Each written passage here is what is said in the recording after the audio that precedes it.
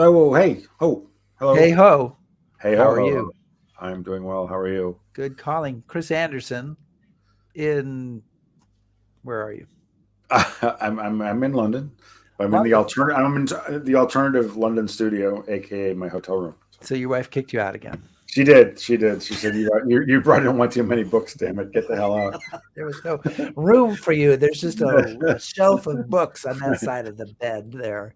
That's pretty You're much it. you're finishing up your Battle of Britain tour. We are, but I should say, in Collingwood Choir in Chicago. Oh, thank you very much. I am here in Chicago holding down the fort while you're gallivanting I am in various gallivanting. Yeah, places. it was Um, fun gallivanting. but I saw the pictures of you in the Spitfire and at the air Yeah, show, and so that's pretty cool stuff. it is very Pretty cool cool.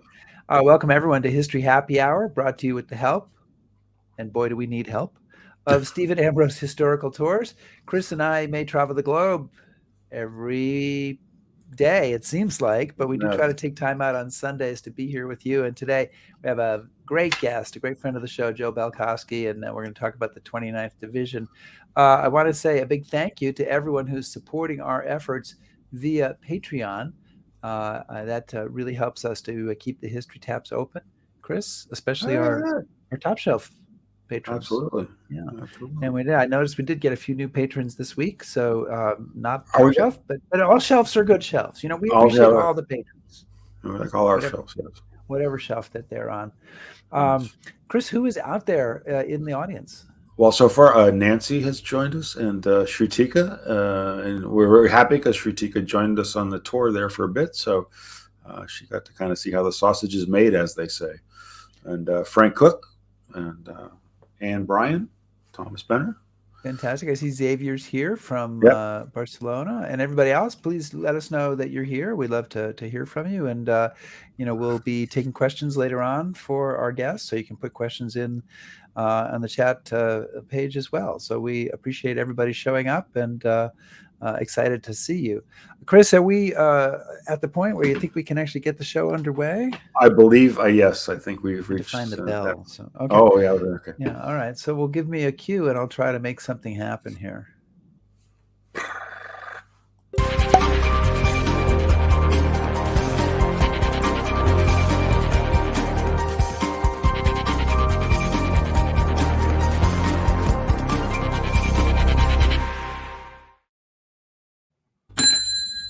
The bar is open. The bar is open, and before we Uh, get to our guest, Joe yeah. Balkoski, today we have something else to talk a little bit about, Chris. Yeah, it just, I'm sure it's everybody's seen it in the news, but obviously this week Her Majesty Queen Elizabeth passed away after, well, decades of, I think, distinguished and honored service. And just want to mention that. And also because she was a veteran and she was a veteran of World War II. So we've lost another one of that generation of people who did so much. And I thought a lot about that this week as we're on the Battle of Britain tour. And it really was an amazing time, and it was a significant period of history, and she was part of that. And so, as I'm sure we all have, just take a moment and think about her and what she did. And yeah, it's a loss. It's a loss. I was thinking today about somebody that you know that we both know, Colonel Jeremy Green, who is the regimental secretary of the Royal Military Police, but has been very involved with Suffolk House and has spoken to several groups that I brought to Suffolk House, which was, of course, the headquarters prior to Operation Overlord. Earlier in his career, Jeremy was a protection officer for the royals, so he knew the Queen and knew King Charles and others, and he actually Queen Elizabeth is the colonel in chief of his regiment, the honorary colonel of his regiment, and so he is actually working on the funeral arrangements. He says in a very small role, and he wrote this the last part of his note back to me this morning. I just want to read to you. He says, "Rest assured that the Rolls-Royce machine that is His Majesty's civil service has kicked in, and everything is moving with precision as it has at such sad times since certainly the death of Queen Victoria. God save the King." God So, save the king. God save the King. And with that, I think we should acknowledge that we are no longer part of Great Britain, Chris, and I know I keep track. we should move on to All right. today's topic. So why don't you get us going there? Yeah, well, our guest this week needs no introduction. We are thrilled to death to have historian Joe Balkoski join us so that we can continue the story of his beloved 29th Division. He's done this amazing series of books that follows this one infantry division in really minute detail. And people always love to have Joe on the show, and they love to talk about his books. So when last we left, they had just finished liberating Brest. And so now we're going to be talking about the division from Brittany to the Reich, in the book appropriately named From Brittany to the Reich. And so we want to talk about that, and it's a really important link in that story. But before we do, I want to have Joe talk to us a little bit about, there was a bit of a controversy about the insignia of the 29th Division and what might happen to it. And we kind of hinted about it on the show a little bit, but it all turned out well. But Joe, welcome to the show. And could you just tell us a little bit about the state of the insignia and what's happening and how? Sure. First of all, thanks for having me on. Last fall, we're coming on almost a year now, the commission that had been put together by the U.S. Congress to rename U.S. military bases that had been named after Confederate generals, we found out that they sort of extended or enlarged their mission to look into anything within the U.S. Armed Forces that had a connection to the Confederacy. And one of the things, much to our surprise, that they began to look at and pretty clearly indicated that they wanted to have retired was the insignia of the 29th Division, which is, there it is. Thank you for putting that up. The Korean yin-yang symbol, which is, as people know who have read my books, it's the symbol of unity, and it is the symbol of harmony. And it was created specifically when the U.S. Army was put in the structure, organizational structure that we know today in 1917 by the Organization of Permanent Divisions. This was the first divisional patch that was accepted by the Army, and it had its origins on simply the fact that the National Guard units that comprised the 29th Division were drawn from both sides of the Mason-Dixon line. Hence, the division got its nickname, the Blue and Gray Division, and the adjutant of the division, Major Ulio, came up with this patch, and much to our surprise, it came on the chopping block last fall. And I'll be honest with you, it was, I tried to raise holy hell about it, and much to my surprise, you did it. and very pleasant surprise, I should say, overwhelmingly people came to the same conclusion that I did, particularly the veterans of the division, which to a man and woman were outraged, and surprisingly across the political spectrum.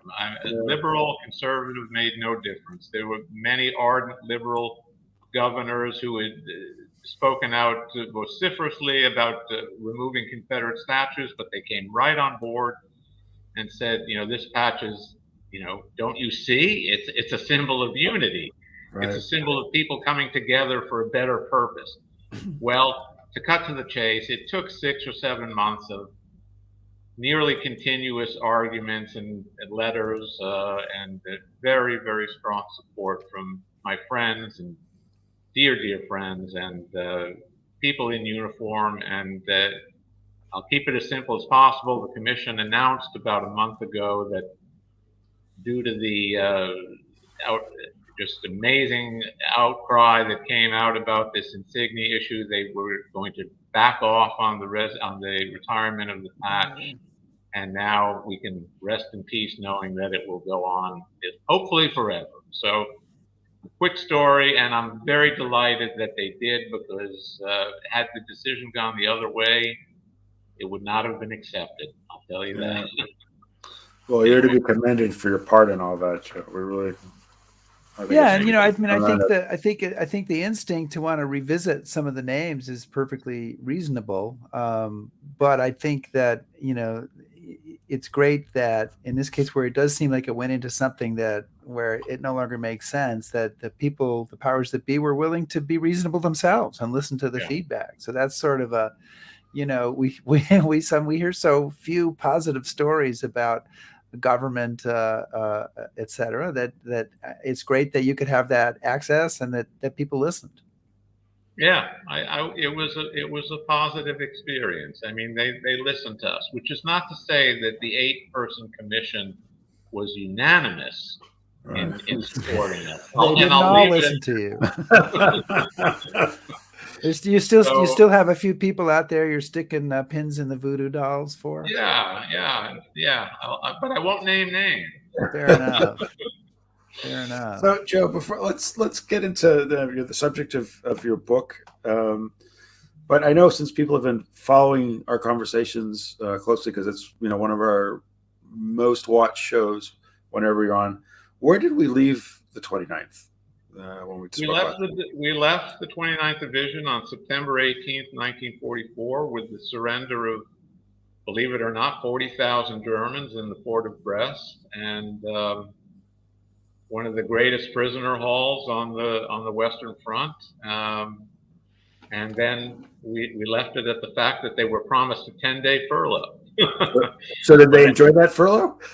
They didn't enjoy that furlough, which is how my book begins. So but that's where we left them, and it was Brest was a very, very tough fight, and it builds up to the theme of this 3rd volume of my history, and that theme is that unjustified optimism in military operations is going to get a lot of people hurt. Yeah. And believe me, the 29th Division was probably the first unit on the front to learn that when they went into Brest thinking it was going to be a walkover. And 3,500 casualties later and nearly 3.5 weeks of fighting, very, very bitter fighting, they knew the Germans were not done. But still, the high command from Bradley, who said, once the Normandy breakout was achieved, he said famously, I thought they were going to quit. Montgomery went to Ike and said, they're on the ropes. What we have to do quickly.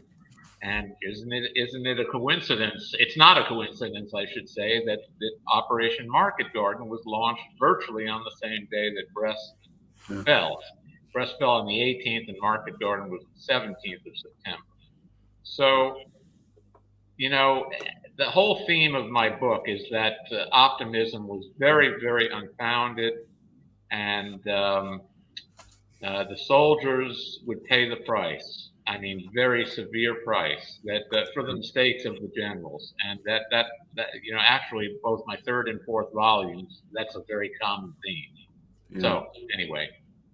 Well, I want to get into the mistakes of the general, particularly General Gerhardt, a little bit later on. But we've alluded to this. They're promised a 10-day furlough. 10 days later doesn't find them in the middle of their vacation, does it? They are sent. Basically, it's like, too bad, guys. Take a day off, and then we're going to send you back to the front. Why are they thrown back into action so fast, and where are they thrown into action? They were thrown into action unexpectedly and well before the 10-day furlough kicked in, because the Germans were achieving a remarkable recovery on the Western Front. In the aftermath of the July 20th assassination attempt against Hitler, the Nazi high command really redoubled its efforts to build a new army on the Western Front, knowing that the Normandy front was about to crack. And in retrospect, it was a remarkable achievement. In 2 months' time, 20+ divisions, the so-called Volksgrenadier divisions, were put into the line in under 2 months. Typically, average age of the soldier was probably close to twice the average age of a 29th Division soldier. And when the Allied High Command realized that the Germans were not only making this recovery, but at Hitler's authority were fighting for every inch of ground of every German village and town. I mean, the Führer directive was very clear. You were to hold on, no matter what the tactical situation, you were to hold on to every foot of German territory. So the bottom line was this supposed 10-day furlough didn't make sense anymore when the front was shaping up to be a 400-mile front from Switzerland to the North Sea, and they needed divisions to fill that, fill the line. And the 29th was trucked and entrained 500 miles from Brittany. There's a classic picture of the 29th Division soldiers on the so-called 40 and 8. That was the famous French Army boxcar from World War I. 40 and Chevaux wheat. Chevaux wheat, right.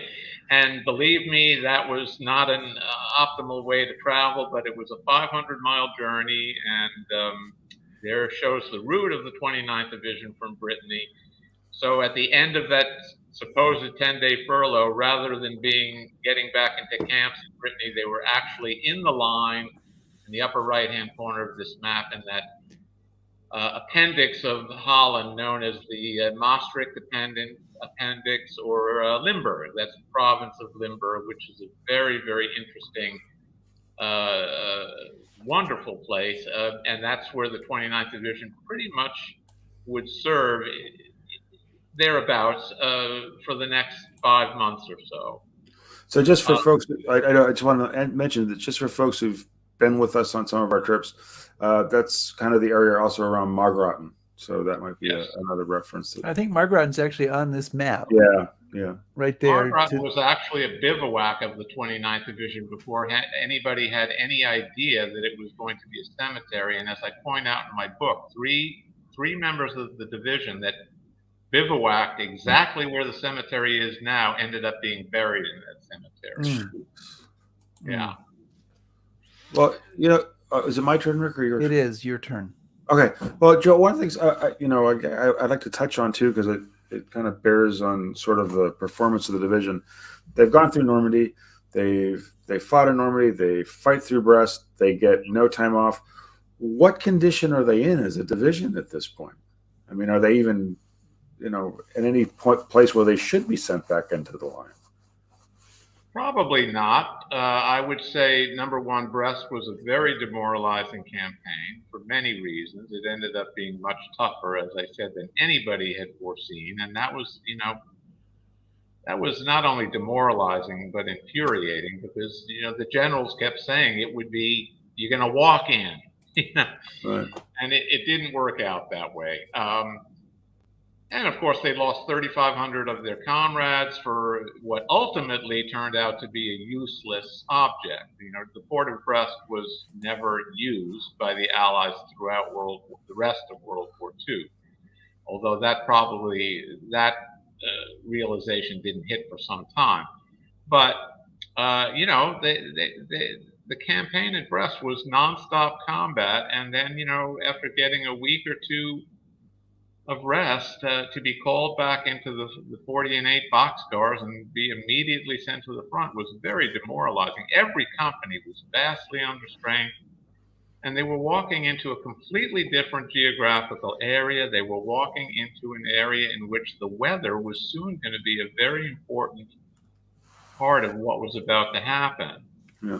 So they, again, the theme of the book is unfettered optimism can lead to some very severe problems for the common soldier, and that is exactly what ended up happening.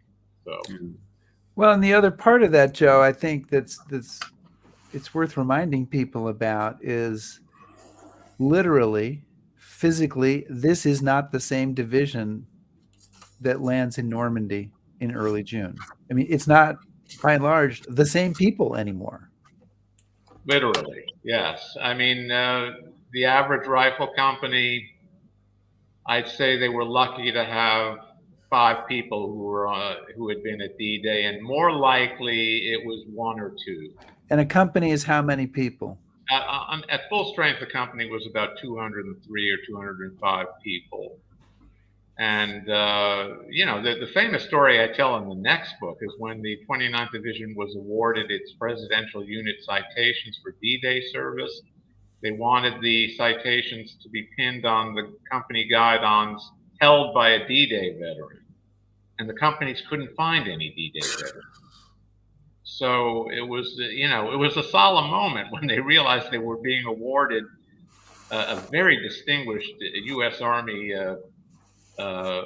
distinction, and literally the men didn't know anybody who had been there.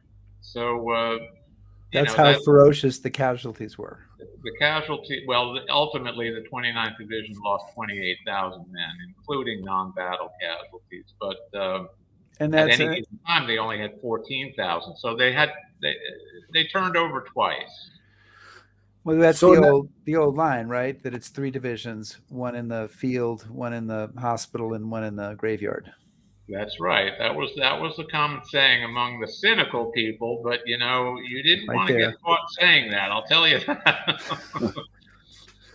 But Joe, how did the division kind of keep any sense of itself as the 29th? I mean, how are they integrating replacements? Because you have replacements arriving in the ETO that certainly aren't instilled with 29th Division vim and vigor, and they're thrust into this kind of alien environment.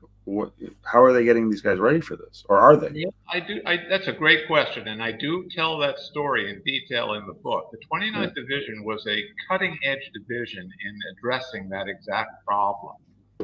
I tell a story in my book of an incident in Normandy during I think it was the post-St. Lo campaign in late July. Company I of the 115th Infantry was down to only about 120 men of its normal complement, and they literally were putting privates. They were taking privates who had only been in the company for like a week and making them ad hoc squad leaders, leading 12 men into combat. And the man who commanded this company, whom I knew very well, Dwight Gentry, he said, one of these ad hoc squad leaders who had only been in the company for about 10 days, he took his squad into an open field in the single column in this famous bocage country, which was something a veteran would never do. And he walked right across the middle of the field with one man behind the other, and a German machine gun opened up and pretty much wiped out the whole squad. And Lieutenant Gentry was only a second lieutenant, to show you what was happening. He was commanding a company. A second lieutenant should not be commanding a company. Right. And he was so upset by this incident that he literally on a piece of paper bag, he wrote down suggestions for the division commander about what needs to be done to prevent this from ever happening again. And believe it or not, General Gerhardt paid attention to the second lieutenant who gave this to division headquarters on a paper bag. And the result was, to cut to the chase, the so-called Division Training Center, which did everything to prevent something like that from ever happening again. No replacement would ever go in the line until they could acclimate for 2 weeks. They would not go into typically into a company that was already forward in the line. They'd go into a company that was in the rear area so they could get to meet their fellow company mates. Yeah. Many, many things of that nature. They had an NCO school.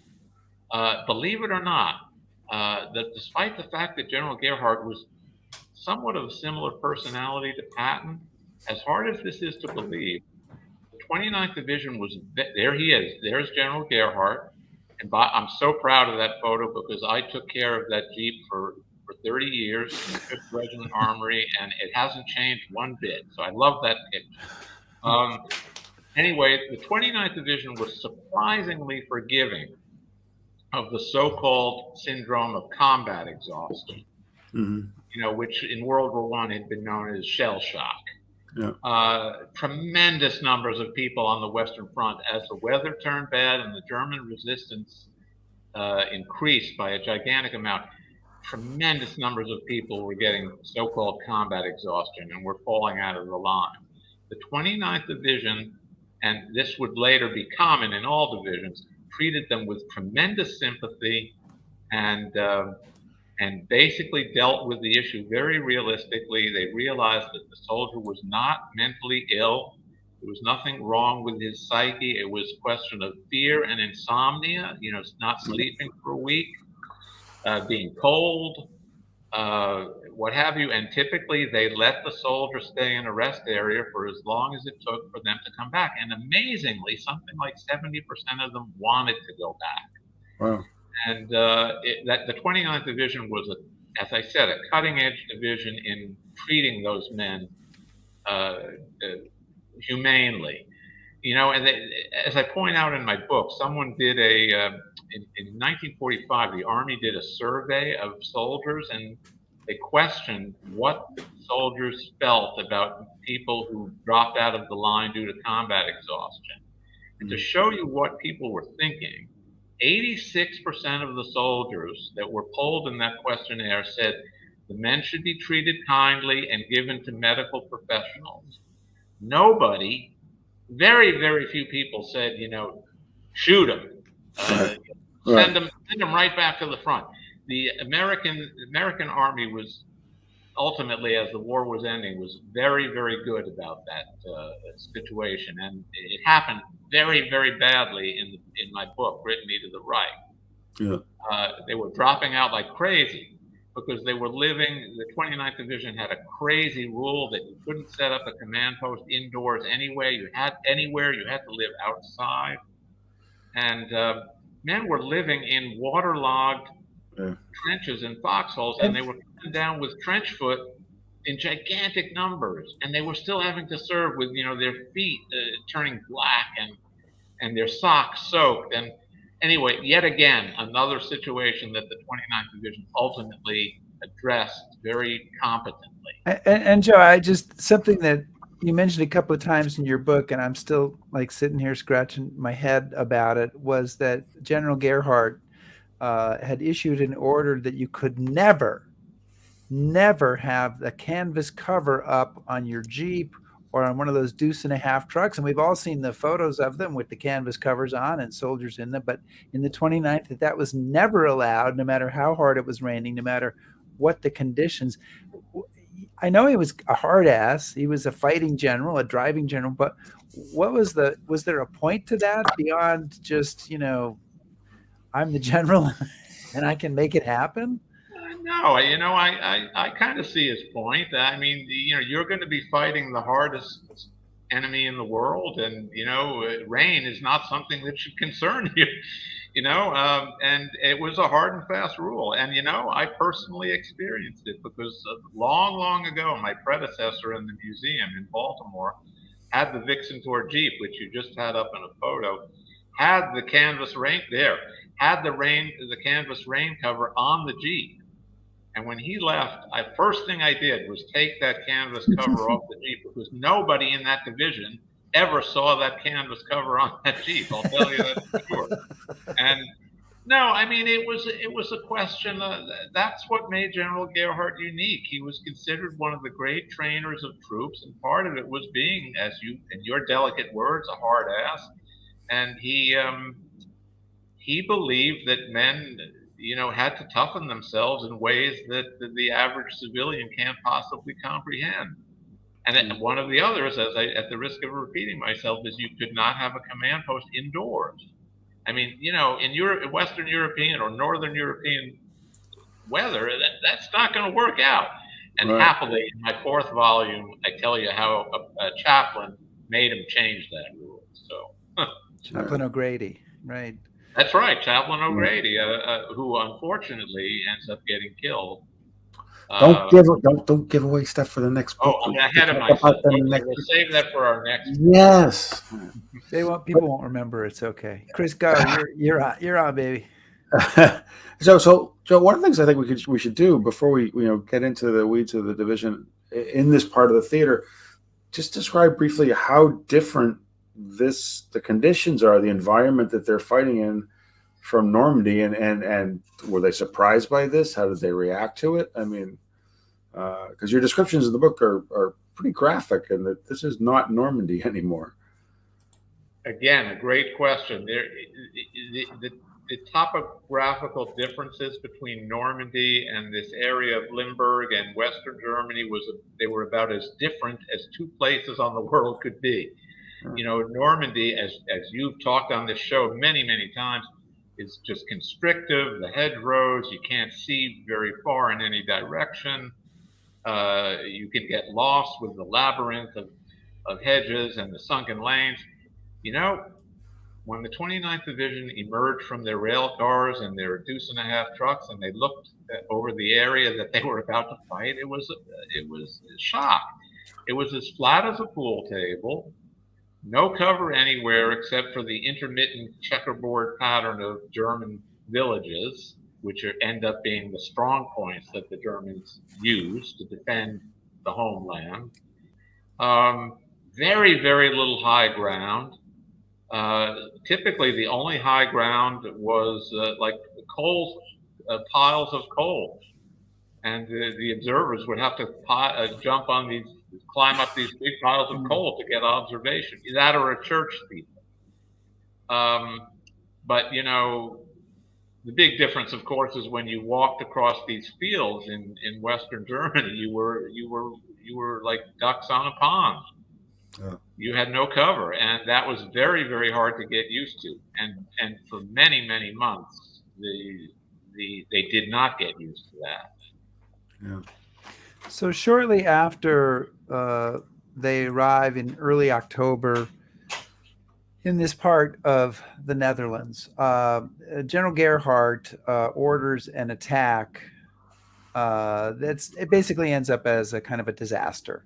And an entire company is virtually wiped out. And then in maybe one of the most unattractive things General Gerhardt did, he places the blame for this on other people, including a well-respected officer who had died carrying out his orders with that attack. So this is the assault, now I have to actually say it, on Sheer Waldenrath. You said it perfectly. Wow. Okay. Thank you very much. Retiring now. Okay. Can you talk a little bit about this? You devote a lot of time to it, and it really is, sort of revelatory in its kind of look at the army and look at generals and sort of the dark side that you kind of have to put up with because it's just kind of part of the deal. Sheer Waldenrath may have been the greatest disaster that ever happened to the 29th Division, but there were many similar incidents that happened in the time span covered by this book. I think the number one thing you have to know about Sheer Waldenrath is that there was no point to it. The 29th Division was purposefully put on, quote unquote, a diversionary mission, while the main effort by the U.S. Army in this northern part of the front was to capture Aachen. Aachen was the first substantial German city that we were going to lay our hands on.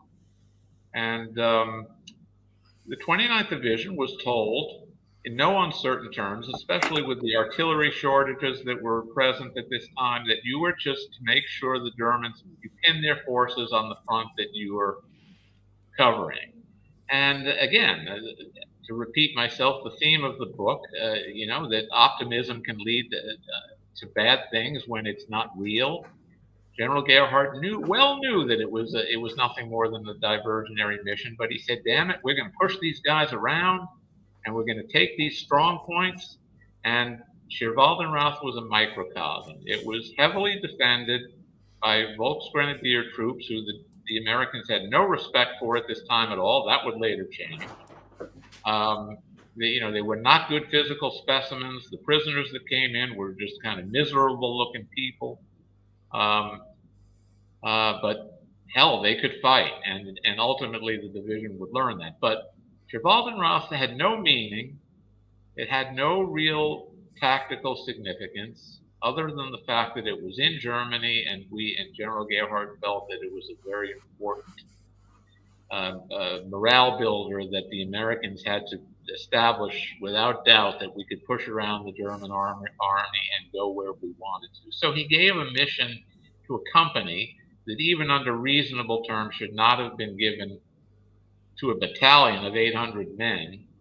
And the company that led this attack was Company K of the 115th Infantry, led by a wonderful, wonderful man, and a former Eagle Scout. There's his picture, Waldo Schmidt, a veteran of the Maryland National Guard. That's a picture of him in the 30s when he was an enlisted man.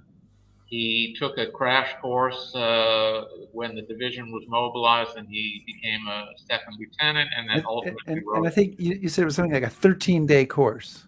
13-day course at Right. the Lord Baltimore Hotel.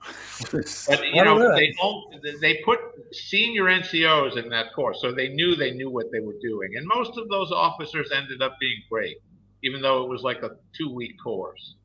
Right. Waldo Schmidt was an employee of the Library of Congress. His father, I forget the father's first name. But anyway, the father was the very noted scientist at the Smithsonian, and he was a very close friend of FDR. Uh-huh. He accompanied FDR on his famous Galapagos cruise in 1938, where they found all kinds of new, sea life and things like that. And FDR loved him so much that he said humorously that he was going to change the name of the Smithsonian to the Schmidtsonian. And by the way, his first name ends up being the same as his son. So he's Waldo LaSalle Schmidt. Yes. Okay. So Waldo, obviously, the commander of Company K, was a very beloved officer. And when he saw what he had to do, I'll tell you, Rick and Chris, this is about as close you get in American military history to the charge of the Light Brigade. The parallels are intense. There was no point to it. There was no real, every officer between Schmidt and Gerhardt said, don't do it. And nobody was able to convince him not to do it. Anyway, as an entire chapter in my book tells, the company made it into the town and essentially was wiped out. Schmidt was captured with most of the company, and then ends up walking back to a German prisoner of war camp. He's actually struck by an American artillery shell, and he dies within a couple of hours. And then his body was never discovered until 1950 because the Germans buried him and did not do a good job in marking the grave. And the story of the father of the Smithsonian trying to track his son's body is one of the most poignant stories of the book. The father would not let go until they found the body, and ultimately they did find it. But he never forgave Gerhardt, and the father went around interviewing soldiers of the 29th Division who were involved in the Scherwaldenrath fiasco, and you could tell he wanted the world to know, and ultimately he never did. But in a way, in my 5-volume history of the 29th Division, I just tell everything. I leave it up to the reader to decide what to think. I don't tell them what to think. But the story of Waldo Schmidt is probably told the way the father would have told it, because a lot of the research the father did, I ended up using. So, what's the line from the Tennyson poem? There's not to reason why. There's but to do and die. And it was, and believe me, many, many survivors of the division, I even quoted in the book, the S3 of the 115th Infantry openly told me on the phone, he said, General Gerhardt made a fool of himself at Scherwaldenrath. And I quote that. But, I don't necessarily believe Gerhardt was a terrible leader. I mean, he did some things in World War II that were highly, highly enviable. But this one was really the low point. There was no need for it ever to have happened. And I'll leave the reader up to make their own decisions about it when they read about it. But, so, Joe, go ahead, Rick. No, I was just going to do one follow-up, and then I'll back off. But part of the story, and you do talk about the positive aspects of General Gerhardt too, so that's fair. Part of the story is that he does not take responsibility for this, and in fact, he criticizes what Schmidt did and starts telling his officers, "Don't do a Schmidt here or there." I mean, it really felt pretty harsh. His unwillingness to even accept that he just maybe made a mistake and okay, move on. It had to be somebody else's fault. That's a great point, Rick. That's the direct source of the quote that was given to me on the phone that General Gerhardt made a fool of himself. He was referring to the blame game. He was referring to, as you said, Schmidt was captured in a building with his headquarters people. And when Gerhardt found that out, he went ballistic. He said, I told you, you do not go into buildings. For whatever reason he may have had, nobody knows. And exactly as you said, he went around telling people, we lost a company because a man, the leader of this company went into a building and sat there. You have to have initiative. And for many weeks he called it doing a Schmidt. And people were appalled. And I think he understood that people were appalled because he typically didn't do that afterwards. But it was as I said, it was the low moment in the history of the 29th Division. So Joe, one of the things that we've talked about before on the show is kind of the evolution of American divisions in combat. I know, you and I have both read Doubler's books, and we like them very much. I think in the 29th Division, reading your book about this advance into Germany, it's safe to say that at least initially, some of the combat actions of the 29th Division are a bit sluggish, maybe not kind of up to how they performed in Normandy and then around Brest. So what kind of evolution did they go through as they're shifting to this totally new environment? How are they adapting to this, and how do you see them kind of getting better or getting their edge back? Well, a lot of the credit goes to that second lieutenant I mentioned. I mean, not the total credit, but Second Lieutenant Gentry, who ultimately became a captain. He saw what could happen when you put, almost as Army doctrine demanded in Normandy, when you get a replacement, no concerns about whether they're ready. He's a soldier with a rifle, and he's replacing somebody who got killed. You put him in the line, and he's supposed to do his job. But as you and I know, it doesn't work that way. You need much more than that.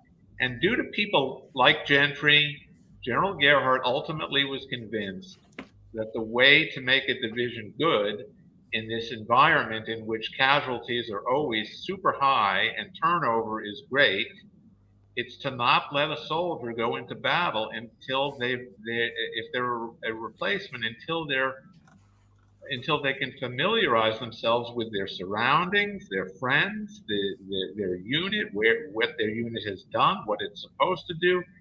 And the so-called 29th Division Training Center ends up making the 29th Division one of the finest divisions on the Western Front by early 45. And again, I don't want to jump ahead of myself, but what the division achieves in February 45 by crossing the flood-swollen Rohr River at Jülich is one of the great accomplishments of the Western Front. Mm. But it couldn't have done that in October and November because it wasn't yet acclimated to having these newcomers in who were not yet ready. They learned the hard way, but to their credit, they learned that there were improvements to be made. Yeah. I want to remind everybody that we're talking to Joe Balkoski, who is the author of Brittany to the Reich, which is the third volume of his 5-volume set. A couple of people thought maybe it was a new book. It's not exactly a new book, but it is a book that you can buy on Amazon and in other places, and it's greatly worth buying and taking a look at. And I want to just, we welcome, of course, questions from everybody in our audience. And I do note, Joe, that we have at least a few people here who are, at least one person I saw, John Wilkinson, who's the son of a 29th Division veteran, and perhaps some others here as well who are. And we appreciate your guys being here. And of course, I'm sure you appreciate all that Joe has done to tell the great story of this division. One of our longtime viewers, Skip Cornett, was asking about the makeup of the division, saying today it's a formation of the National Guard with units from Virginia, Maryland, Kentucky, North Carolina, South Carolina, and West Virginia. Was it a similar state alignment back then? And I guess I would say also, whatever alignment it was in September of 1944 was probably a whole lot different than the alignment that it had been when it went into action. Is that correct? Yes. I mean, remember that in the National Guard, once you're mobilized, you're no longer in the National Guard. You're in the active Army. But the moment of mobilization, the 29th Division in February of 41 consisted of Maryland troops, Virginia troops, a small contingent from the District of Columbia, military police and engineers, and one medium artillery regiment from Pittsburgh, Pennsylvania. But by the time this third volume of mine, the stories are happening from that book, really, most of those guys are gone. Some in leadership positions remain, but you couldn't really call it a National Guard division anymore. Even on D-Day, it was the National Guard element of it was diffused by a huge percentage. But you were right about today. The 29th Division is strewn over a much larger area than it was in 1941. I think it includes troops from Florida as well now. But people have to understand that the National Guard, it offered quite a bit when it was mobilized by FDR in 1940 and 41. It offered people who understood military training, military discipline, military courtesy, and most of those people who were even privates in 1941 end up being very competent squad leaders and platoon sergeants on Omaha Beach. Most of them are gone by October, but one of the things that made the 29th Division great is that in 1944 they were being led mostly by men who had military service in the 30s. And that made a big difference. It made a huge difference. And the 29th Division was also very lucky in that unlike many divisions training in the States, it remained intact. It was shipped off to England very early in the war, and when it did, it remained in England for 20 months. So I mean, there was very few people were transferred out, and it had a continuity that was very admirable. So Joe, getting back to one of the themes of the book, and something that you stressed, kind of this sort of over optimism, I guess you say. You talk, it's a clear thread in the book, and I was really struck though when you talk about General Marshall visiting the front in October, and even he thinks, we've got them beat, which struck me because Marshall's not somebody I usually take to be that, a little bit more prescient. So I guess my question is, where does this optimism come from? And do you think that the army we send to Europe, or the army we train, the army prepared, is this over optimism built into the cake? Shouldn't they have known better? Or, I guess where does that miss come in? That's a wonderful question, and I think I can answer that well because I didn't spend my historical career as an academic. I spent it among soldiers. Right. So I kind of know how the military mind works.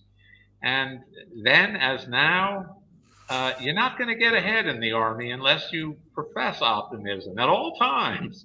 That's part of the deal. You can be down in the dumps, but if you say you're down in the dumps, you're not going to have much of a career. Right. You have to say when you're down in the dumps that we're gonna plow ahead and we're gonna succeed. That doesn't always work out, as you know. But you brought out Marshall, and Marshall was the creator of the World War II U.S. Army, and he handpicked so many of these people like Ike and Bradley and Clark and in some sense even Gerhardt. Gerhardt was the most optimistic general in the U.S. Army, and we know that didn't work out all the time. Right. But Marshall had a different motive, in my opinion. He was fighting a global war, and it was very obvious to me that he wanted to get this European thing over because he did not want the Pacific War to last until 1947. And they really didn't look invading the home islands of Japan. Didn't look like a promising thing to do. So he said, look, the Germans are on the ropes, so now we make our maximum effort and we're going to finish it by New Year's Day. And as I say in my book, the much more realistic Field Marshal Alan Brooke, the chief of the Imperial General Staff, the man who ran the British Army, he had a wonderful quote. And he said something like, Marshall said that we should just try very hard and we'll win this war in Europe and everything will be okay. And it turned out that Brooke was correct. So, the war going all the way to May, in a way, was something that nobody foresaw in September of 1944. I mean, let's face it, the Germans made a remarkable comeback. Yeah. Part of that was, the defense of the homeland, which I talk about in my book. They rather unwisely, FDR and Churchill agreed on the so-called Morgenthau plan to reduce the German population to bare bones subsistence levels after World War II as punishment. And as a famous a British historian said, a World War II historian, he said, a better propaganda tool for Joseph Goebbels could never have been made, right. Because the Germans found out about that and they said, hey, they're going to reduce you to like people who are going to starve. And it ended up being a propaganda tool, and they fought like hell. So, we're coming towards the end of our hour. One of the last scenes in your book is a visit by General Eisenhower to the 29th Division, and there's General Eisenhower on the left. And maybe you can tell us a little bit about that and kind of give us a sense of where this part of the story, what our cliffhanger is for this part of the story before we get to volume 4, which we'll have to take up in another show. I believe this photo was taken on November 10th, 1944, and it was in Holland, in an area in Limburg, and I think it's at the Rolduc Monastery, if anybody wants to look that up today. This is the 2nd Battalion of the 175th Infantry, a Baltimore unit, and you can see the officers out front and the enlisted men on the hillside in the back. Ike was, as you know, a soldier's general. He chatted with the common soldier. He asked them where they were from, what they did before the war. He ate the common soldier's food. And this was a very notable event to the men who participated in it, but for one particular reason, which I believe I tell in my book. Eisenhower just is about to end the speech as this photo was taken, and he turned around saying goodbye. And this is a sharp hillside, and it was slippery, and he was wearing galoshes, and he fell on his backside and slid down the hill, got all muddy. And he said famously in Crusade in Europe, his book, he said he never throughout World War II was cheered more enthusiastically than when he slid down this hill on his back. And, that says something, I mean, a lot of people might have been offended by that. And Ike even remarked on that after the war. He said, I always remember falling in front of the 29th Division when I talked to the 175th Infantry. So Joe,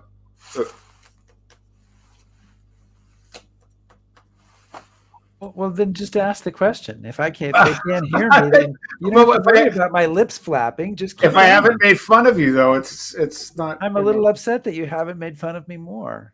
See, what's the matter? If we lost the mojo, how could we do that? Go ahead. All right. So, Joe, one of the things that I've wanted to ask you is, you look at this division, the 29th Division, in really granular detail, and it's wonderful.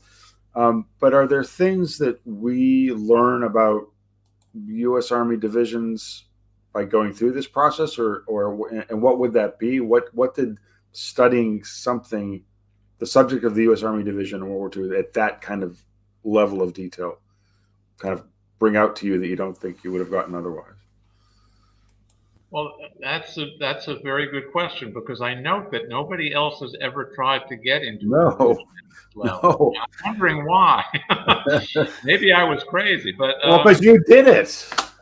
I did it, but it was a perfect storm. I happened to be in the place where all the records were, and I happened to live where all the veterans were, even when they were young men. When I was in my 20s, they were in their 50s, So, and I've known them that long.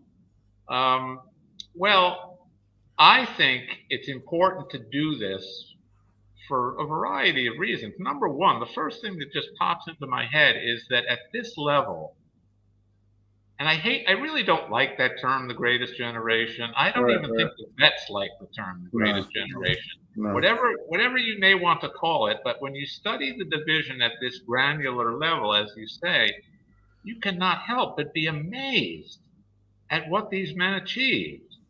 It's stunning that they were able to tolerate this uncomfortable living and in mortal danger at every second, and watch their friends get blown up and go on. It's almost inconceivable to me as a baby boomer to think that you could do that. And when you study it day after day at the level where you're talking about, a squad walking into a field and being mowed down by a hidden German machine gun, and then going on and fighting the rest of the day, that to me is one of the great lessons.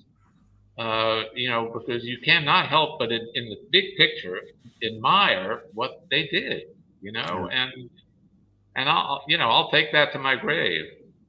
But what else? I mean, also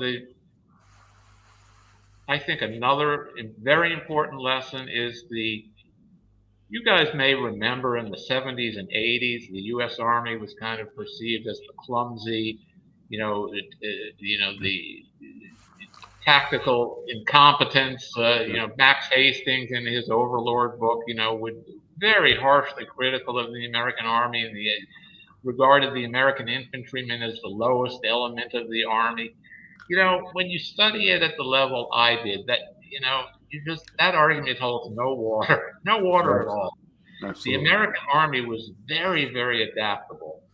And once the combat began in Normandy and then went all the way into May 45, it's just very impressive what we were able to learn. And as I said, the 29th Division itself took care of the vast problems that we find in October and ultimately deal with them.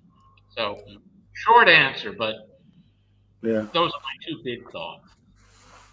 Well, another very quick hour with Joe Balkoski, who we thought in our enthusiasm briefly that this was your 5th visit to History Happy Hour, that we were going to have to come up with a special gift. Whew. Luckily, we realized it's your 4th. But we're going to have you back on maybe before the spring comes. We'll have you back on, and then we'll really go to town and celebrate. And but we appreciate it. And Joe is author of many great books, but the one we're talking about today is From Brittany to the Reich, about the 29th Division. Joe also wrote the books Omaha Beach and Utah Beach, about the battles there. And somebody asked if there's a way that we can follow our guest on Facebook or Twitter. Joe, is there a way we can follow our guest on Facebook or Twitter? There's a 29th Division Facebook page that I run, but you have to look it up on Facebook as 29th Infantry Division Archives. That's the organization that I ran for 30 years. And I no longer am there, but I still run the Facebook page. And you get all kinds of great info on the division. People ask questions. There's both the actual archives page, and then there's a group page for the archives. And we have literally close to 4,000 members, and tons of them are descendants of 29th Division. Really great resource. Excellent. Well, fantastic. Joe, thank you so much for joining us for time number 4. And we'll get up to number 5. Maybe eventually we'll get to 29, but we'd have to be doing the show for a lot longer. Joe Balkoski, thank you so much. Thanks so much, Joe. You're welcome. Chris, yes. we promised last week that we would tell people about the That's special true. tour we're leading together. I actually got phone calls this week I've about had it. people asking me on the trip. I refuse to reveal. I was the soul of discretion, and we'd hoped it would be up on the Ambrose website this week, and it's not. But that's okay, because we're still gonna say what it is, because you could still call them and probably make your reservation even before it's on the website. Put it up on the website. Damn it. Right. Well, but as a History Happy Hour viewer, if you wanted to, get the lowdown before the rest of the world does, this is your chance. Yeah. So, should I start, or do you? Yes, I'll start. No. I'll start. Yes. So the trip that we're doing together is actually not going to be for a while, but it is a once in a lifetime opportunity, because it's to celebrate the 250th anniversary of the Battle of Lexington. So this is a trip in April of 2025 that Christopher J. Anderson and Richard J. Beyer. What does your J stand for? John. Mine's James. Okay. So that we're going to lead together. And the great thing is we're doing it in conjunction with the Lexington Historical Society, and we're going to get special access to the 250th reunion, the 200 that would be a feat. 250th reenactment of the battle, special access to the archives of the Historical Society, and dinners in their historic buildings. We're going to tour around the whole rest of Boston. We're going to go to some special sites that Chris and I each value a lot, and are not, the best known of historical sites. And we're going to perhaps discuss our differing perspectives. Views. Yes, that's very on the American Revolution. Chris representing the side of evil, the American War of Independence, or order, as he likes to say, and I representing order and good governance, and I representing the side of disruption and chaos, or the rebels. But this is actually, I think I am extremely excited about this trip, because we're really going to be able to dive into this in a detail that we would never be able to do otherwise. And the thing about this reenactment, you're thinking, okay, we're going to go to a reenactment. The one that they had 50 years ago was attended by the president. The one that they had 100 years ago was attended by the president. So I don't know if I don't know who will be president in 2025. And I don't know if he or she will be coming to said reenactment, but I know it's going to be a huge, huge occasion. And it is the kind of the birthday of our country. And both Chris and I are very, very excited to be leading this tour. And we want you to come on it, because we think it's going to fill up really quickly.